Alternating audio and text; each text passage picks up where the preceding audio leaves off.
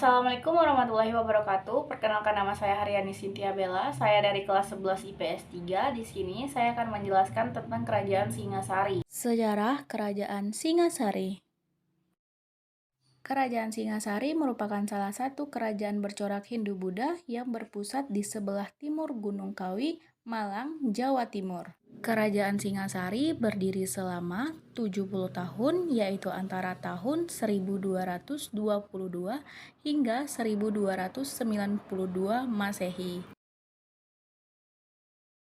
Kerajaan ini dikenal dengan pertarungan politik berdarah antar saudara dalam memperebutkan tahta.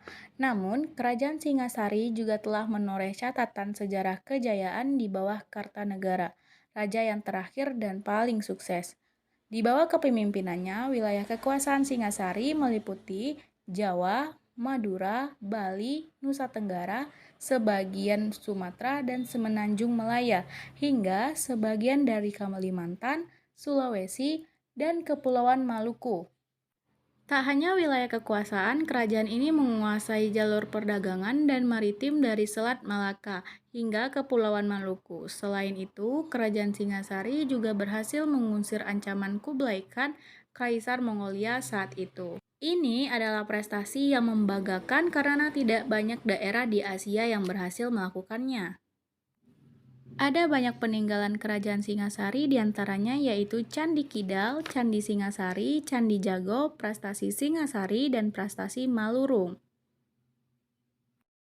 Jika kita lihat sejarahnya, Kerajaan Singasari didahului oleh Kerajaan Kadiri dan digantikan oleh Kerajaan Majapahit.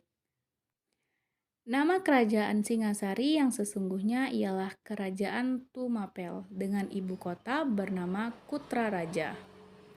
Pada tahun 1253, nama ibu kota tersebut diubah menjadi Singasari. Akhirnya Singasari justru lebih dikenal daripada Tumapel sebagai nama kerajaan.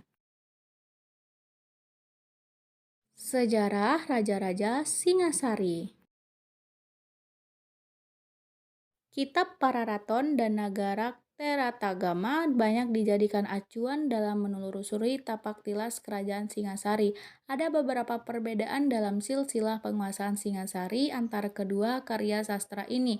Versi Pararaton dan lebih dikenal menyebut Ken Arok sebagai pendiri Singasari.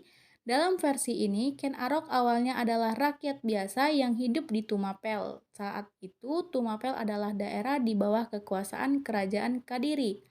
Ia bekerja sebagai pengawal Tugul Ametung, seorang akuwu atau setara camat di Tumapel. Namun, ini akhirnya malah membunuh Tunggul Ametung karena menginginkan istri yang terkenal cantik, Ken Dedes. Ken Arok pun mulai menjadi akuwu Tumapel yang baru. Tak puas ia mendirikan kerajaan Tumapel yang memisahkan diri dari Kadiri. Hebatnya, ia berhasil menaklukkan Raja Kartajaya dan Kadiri dengan dibantukan oleh para Brahmana yang berseteru dengan sang raja. Ken Arok pun menjadi raja pertama Singasari di usia ke-40 tahun. Ia bertakhta selama 25 tahun sebelum akhirnya dibunuh oleh Anuspati, anak Tugul Ametung di tahun 1247 Masehi. Balas dendam antara saudara ini berlanjut ketika Anuspati dibunuh oleh Tohjaya, anak Ken Arok. Setelah bertakhta hanya selama 2 tahun, ternyata Tohjaya hanya dapat menikmati kekuasaan selama beberapa bulan sebelum digulingkan oleh keponakannya Wisnu Dardawana, anak Anuspati, dan Narasinghamurti, cucu Ken Arok. Wisnu Wardana bertakhta hingga 22 tahun dan digantikan oleh putranya Kartanegara secara damai. Di bawah kepemimpinan Kartanegara, Singasari makin sejahtera dan berkembang. Dari masyarakat sekitar Sungai Brantas yang bergantung pada pertanian, Kerajaan Singasari berhasil membangun bidang pelayaran dan bidang perdagangan yang kuat. Mereka menguasai perdagangan rempah, beras, emas, hingga kayu cendana. Kesuksesan Singasari terdengar hingga telinga Kublai Khan yang kemudian menuntut menuntut Singasari untuk menjadi daerah bawahannya. Untuk mengatasi ancaman Khan, Singasari menjalin kerjasama internasional dengan Kerajaan Kampa atau Vietnam. Namun naas, akibat terlalu banyak mengirim pasukan keluar Jawa, pertahanan dalam negeri jadi melemah. Jayakatwang, Bupati Galenggelang, memberontak dan berhasil membunuh Kartanegara di istananya pada tahun 1292. Jayakatwang mengakhiri riwayat Kerajaan Singasari dan mengumumkan dirinya sebagai Raja Kadiri. Masa kekuasaan Jayakatwang tidak bertahan lama. Dirinya dikalahkan oleh Raden Wijaya, menantu Kartanegara, yang memanfaatkan kedatangan pasukan Kublai Khan di tahun 1293. Raden Wijaya mendirikan Kerajaan Majapahit yang merupakan kelanjutan dari Singasari. Ia menyatakan diri sebagai anggota dinasti Rajasa yang dimulai oleh Ken Arok. Raden Wijaya sebagai Kerajaan Majapahit dan Jayakatwang sebagai Raja Kadiri.